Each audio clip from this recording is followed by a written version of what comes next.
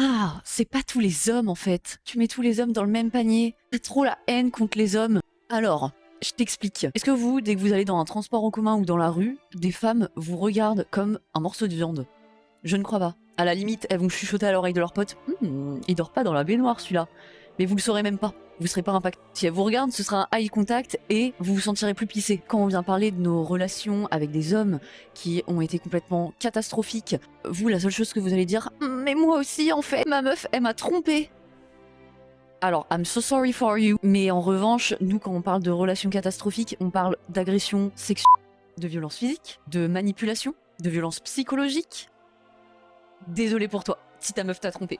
Dans mon entourage, depuis que je suis petite, je ne connais que 4 hommes qui sont sympas et à qui j'ai rien à reprocher. Mais je ne connais que 4 hommes.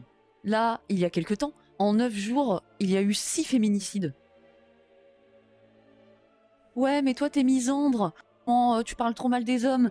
En attendant, dans le quotidien, je vous agresse pas.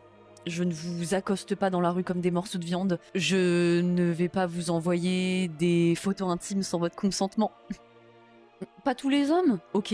Mais comment par contre ça se fait que chacune de mes potes, chacune des meufs que j'ai rencontrées a quelque chose à dire sur un homme, a une histoire à raconter.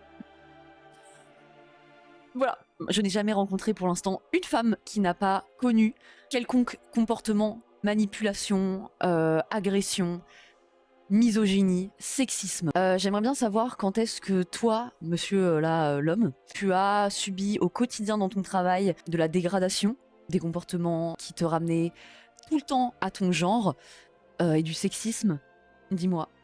Ah, parce que moi, le nombre de fois où on me coupe la parole, le nombre de clients qui ne veulent pas que je les serve parce qu'ils préfèrent être servis par mon collègue qui a 40 ans et qui est un homme, le nombre de fois où on m'a bien fait comprendre que fallait bien que j'écoute quand on parle de cuisine ou de ménage. Voilà. Le nombre de fois où des clients m'ont fait des remarques sur mon corps. Oui, il y a eu quelques femmes qui ont eu des comportements mauvais, qui ont fait des choses punies par la loi, mais est-ce qu'on peut comparer au nombre d'hommes qui ont fait ces mêmes actes? Si les hommes ont aussi peur du féminisme, c'est peut-être parce que ils ont peur qu'ils soient traités de la même manière qu'on traite les femmes en société, en perdant du coup tous leurs privilèges, leurs pouvoirs, etc. Coup de poing dans les couilles. Allez, ciao.